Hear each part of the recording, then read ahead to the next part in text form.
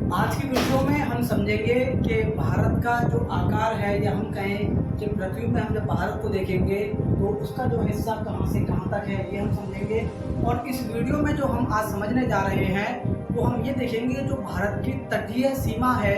तटीय सीमा उस सीमा को कहा जाता है जो जलीय सीमा है। भारत के निचले हिस्से की बात करें, इस वाले हिस्से की बात करें, तो हम ये देखेंगे कि इसकी बाउंड्री कितने जो है, हम कहें कितने राज्यों से होकर जो है पानी की बाउंड्री लगती है या तटीय सीमा लगती है, और कितने किलोमीटर जो है ये बना हुआ है। तो सबसे पहले हम भारत से बात करते हैं और फिर हम इन चीज़ों को समझेंगे जो हमने इम्पोर्टेंट फैक्ट लिखे हैं। आप देख पा रहे होंगे ये भारत है, जूम करके दिखाइएगा भैया। हम बता रहे हैं आपको कि ये भारत है, ये यहाँ से भारत स्टार्ट हुआ, यहाँ खत्म हुआ। हमने इससे पहले वाली वीडियो में आपको बात बताई थी कि जब हमारा भारत के अक्षांश की बात करें तो हम कहते हैं कि 8 डिग्री 4 मिनट नॉर्थ से या अक्षांश से लेकर 37 डिग्री 6 मिनट नॉर्थ अक्षांश तक जो है हमारा भारत बसा हुआ है। जैसे एग्जाम्पल के तौर पर इसको समझने का प्रयास करते हैं। माना कि ये पृथ्वी है, ये पृथ्वी है, तो ये इसमें 0 डिग्री अक्षांश है जिसको हम भूमध्य रेखा कहते हैं। इसके ऊपर से हमारा यहाँ हम कहते हैं कर्क रेखा है, और कर्क रेखा हमारे देश के बीचों बीच से निकलती है। तो हमारे देश हम कहें तो यहाँ तक हमारा देश बसा हुआ है। क्लियर है बात? मतलब इधर की बात करें हम तो ये हमारा पूर्व में है, इधर से बात करें तो उत्तर में है। तो नॉर्थ की बात कर रहे हैं हम तो 8 डिग्री 4 मिनट नॉर्थ से हमारा देश स्टार्ट होता है और ऊपर तक जाता है 36 डिग्री 6 मिनट तक। इसके बाद चाइना स्टार्ट हो जाता है। लेकिन जब भारत की बात आए, भारत की हम कहें कि भारत की जो भूमि है, जो जमीन है, वो किस डिग्री से टकराती है, तो इससे पहले हमारा यहाँ जो है एक द्वीप समूह बना हुआ है जिसको हम अंडमान निकोबार द्वीप समूह कहते हैं। छोटे छोटे द्वीप हैं जिनको हम अंडमान निकोबार द्वीप समूह के नाम से जानते हैं। उन अंडमान निकोबार द्वीप समूह में सबसे नीचे का जो द्वीप समूह जिसका नाम है ग्रेट निकोबार। ग्रेट निकोबार की बात कर रहे हैं। ग्रेट निकोबार यहाँ हम बात करें तो एक जो है एक और द्वीप समूह बना हुआ है जिसको सुमात्रा द्वीप कहा जाता है, जो कि इंडोनेशिया का है।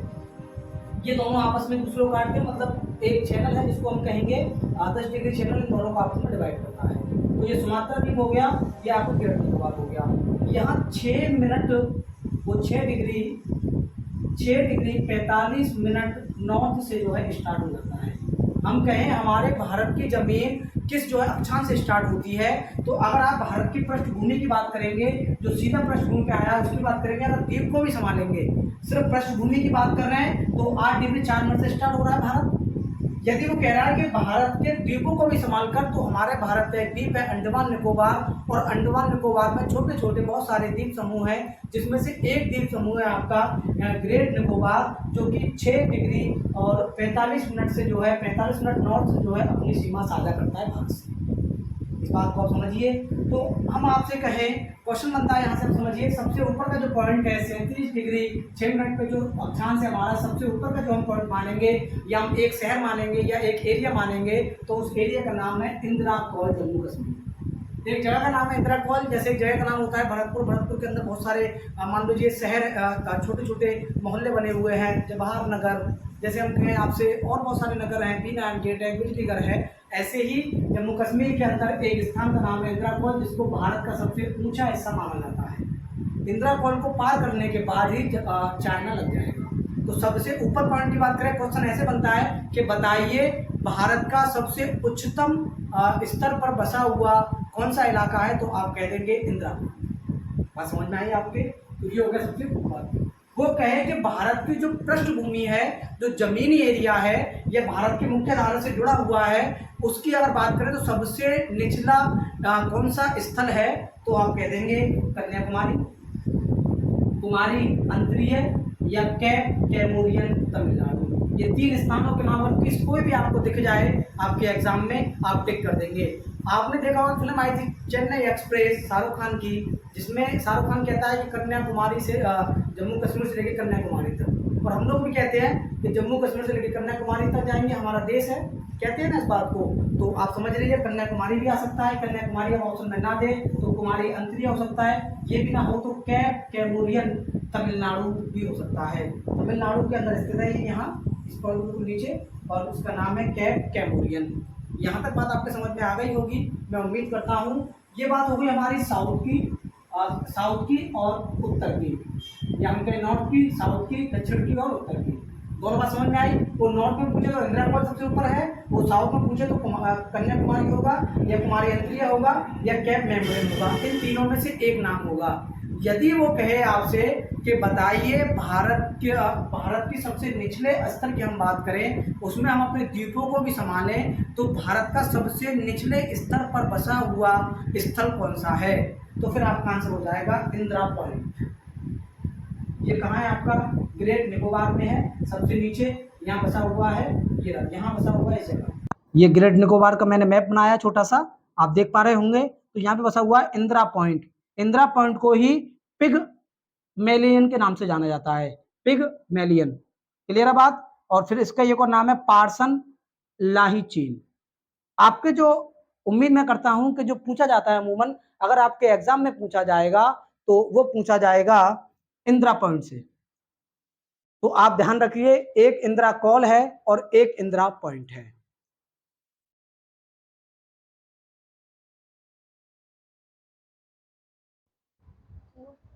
मैंने आपको बताया इंदिरा पॉइंट सबसे निचला स्तर है, और सबसे निचला स्तर कौन सा है? इंदिरा पॉइंट।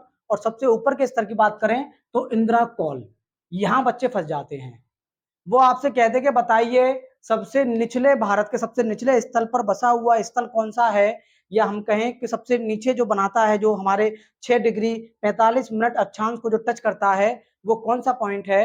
तो एक ऑप्शन होगा उसमें इंदिरा इंदिरा कॉल, एक होगा इंदिरा पॉइंट। तो आपका आंसर होना चाहिए इंदिरा पॉइंट। दोनों मिलते जुलते हैं। इंदिरा कॉल की अगर बात करें, कॉल मतलब फोन, कॉल की अगर बात करें तो जम्मू कश्मीर की बात हो रही है। पॉइंट की अगर बात करें तो ग्रेट निकोबार की हो रही है। 3 नामों से जाना जाता है। एक आप समझ लिए इंदिरा पॉइंट, फिर कहेंगे हम पिगमेलियन, उसके बाद पार्सन लाहीचीन। ये 3 एरियन में से कोई भी एक मिल जाएगा। इसको ग्रेट निकोबार भी कहा जाता है। ये 6 डिग्री 45 मिनट से जो है अपनी दूरी, अपनी जो है स्थिति तैयार करता है, ऊपर तक जाता है।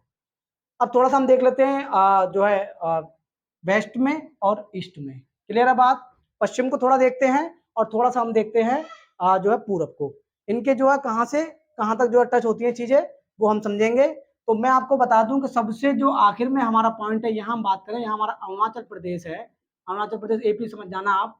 अरुणाचल प्रदेश की हम बात कर रहे हैं। आंध्र प्रदेश से भी एपी होता है, लेकिन हम अरुणाचल प्रदेश की बात कर रहे हैं। तो यहाँ पर 97 डिग्री 25 मिनट ईस्ट की बात कर रहा है, मतलब पूर्व की बात कर रहा है। तो ये मिलेगा यहाँ। और सबसे आखिरी जो पॉइंट है वो इसका नाम है बोलांग कहेंगे हम, या उसे हम कहेंगे अरुणाचल प्रदेश में है। और इसका एक और नाम किबुतु है। या तो किबुतु मिल जाएगा आपको, इसको हम बोलांग कहेंगे या किबुतु कहेंगे। ये दोनों स्थान आपके पड़ते हैं अरुणाचल प्रदेश में, और ये अरुणाचल प्रदेश का मैप है। देखिए सबसे आखिर में है ये, अगर हम बात करें तो पूरब की। क्लियर है बात? अब हम इधर की तरफ आते हैं, गुजरात की तरफ। तो यहाँ ये गुजरात का एरिया यहाँ दिया हुआ है। तो यहाँ पर एक स्थान है गौर माता, या हम कहेंगे सर क्रीक।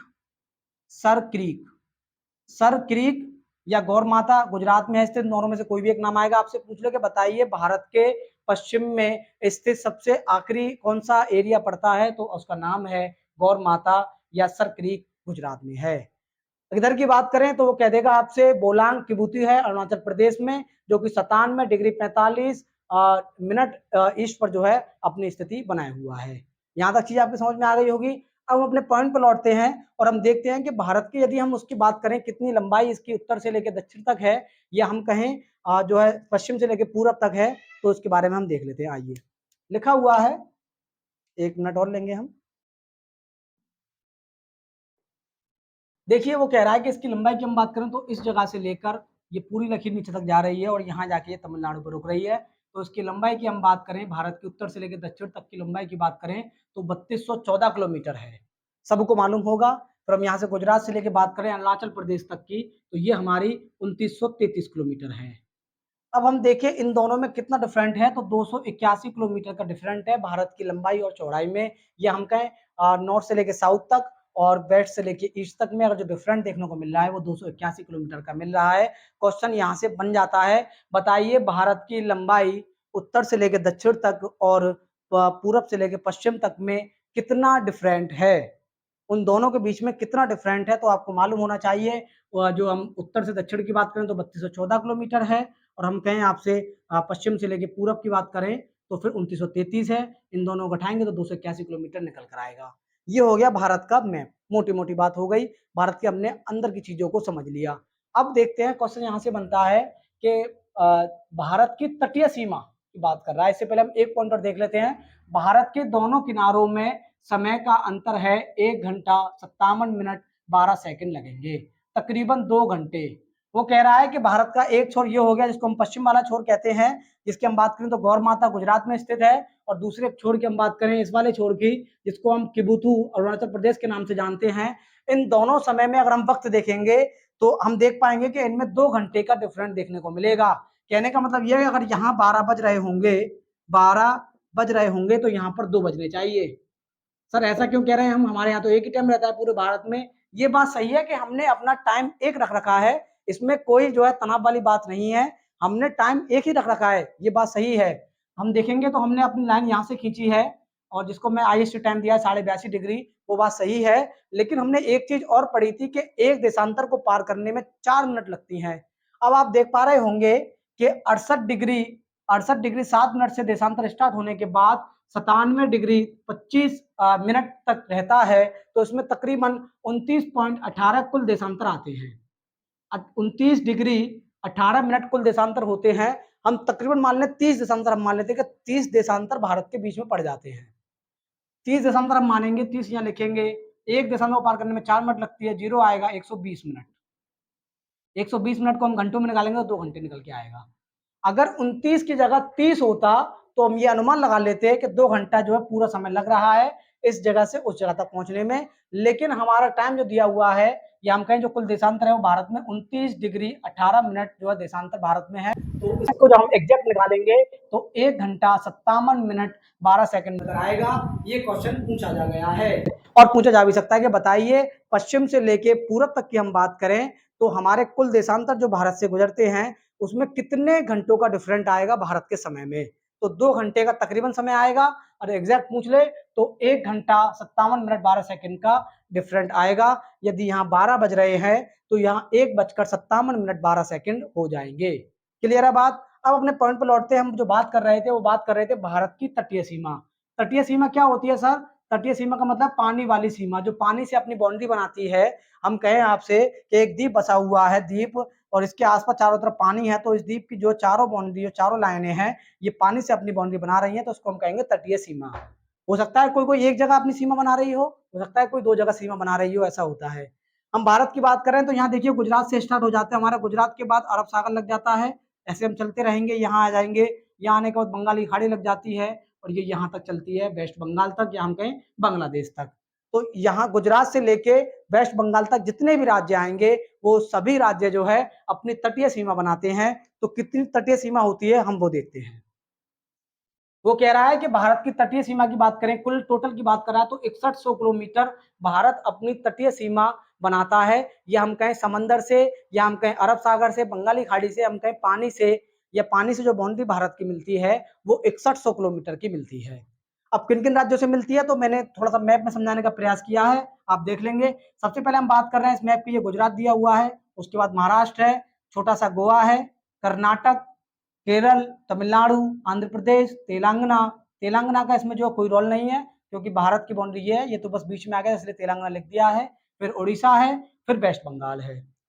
इन 9 राज्यों की सीमा जो है अपनी बाउंड्री बनाती है, तटीय सीमा बनाती है। एक बात आप ये समझ लीजिए, अंडरस्टैंड। अच्छा, हम देखें तो गुजरात की बात करें तो गुजरात में 1214 किलोमीटर की जो है ये दूरी तय करता है। देखो यहाँ से स्टार्ट हो जाएगा और यहाँ तक पूरा चलेगा, क्या जो है पानी पानी चलेगा, तो बाउंड्री बन रही है।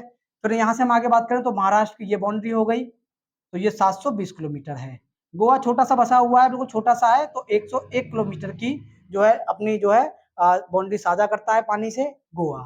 कर्नाटक की हम बात करें तो 300 किलोमीटर, केरल की हम बात करें तो 550 किलोमीटर, तमिलनाडु की बात करें तो 980 किलोमीटर, आंध्र प्रदेश की बात करें तो आपका 970 किलोमीटर, उड़ीसा की बात करें तो 484 किलोमीटर, वेस्ट बंगाल की हम बात करें, पश्चिम बंगाल की हम बात करें तो 210 किलोमीटर है।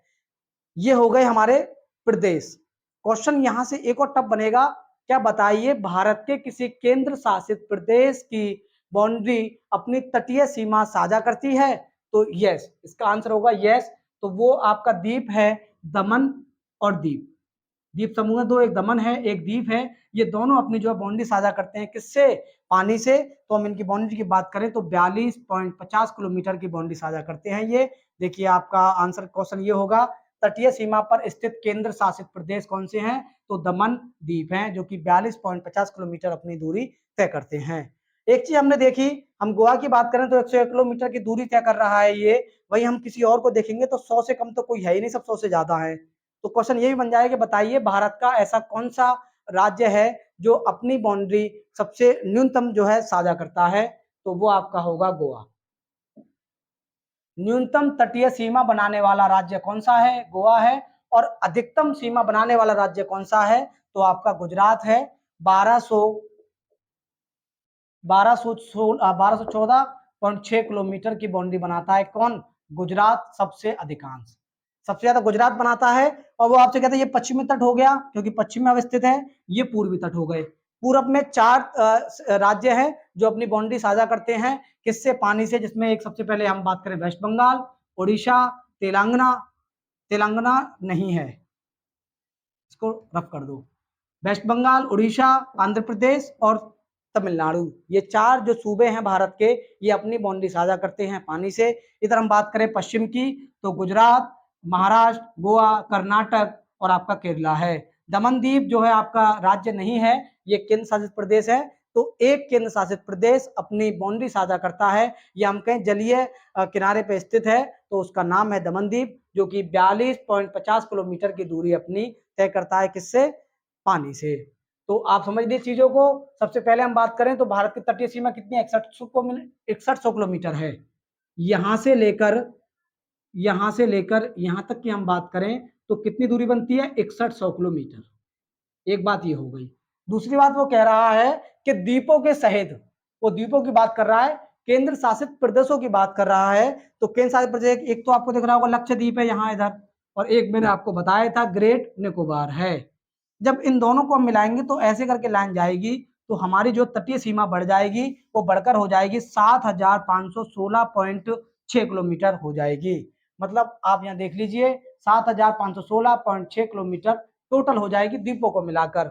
वो कह रहा है भारत की कुल जो है भारत की तटीय सीमा कुल कितनी है, तो 6100 किलोमीटर है। वो कह रहा है द्वीपों के सहित बताइए, तो आपका आंसर हो जाएगा 7516 किलोमीटर। इसमें 2 द्वीप शामिल हैं, लक्षद्वीप और अंडमान निकोबार। यहाँ से आपको चीजें समझनी होंगी, यही आपके लिए इंपोर्टेंट फैक्ट होता है। और बाकी न्यूनतम वाली तो आपको पता ही है, गोवा हो गया। अधिकतम की बात करें तो गुजरात हो गया, और तटीय सीमा पर स्थित केंद्र शासित प्रदेश की बात करें दमन द्वीप हो गया। और यहाँ से इतना ही क्वेश्चन बनता है जो कि आप मैप के माध्यम से समझ पा रहे होंगे। हमने बात की पश्चिम में कौन सा स्थित है इलाका, या हम कहें गौरमाता और सरगिरिक भी जानते हैं इसको। इधर बात करें तो किबूतू है या बोलांग है, अरुणाचल प्रदेश में है, जो कि सबसे आखिर में बसा हुआ भारत का एक इलाका है, जो कि 97 डिग्री 25 मिनट नॉर्थ पे बसा हुआ है। ऊपर हम बात करें तो इंदिरा कॉल है, जो कि 37 डिग्री 6 मिनट पे बसा हुआ है।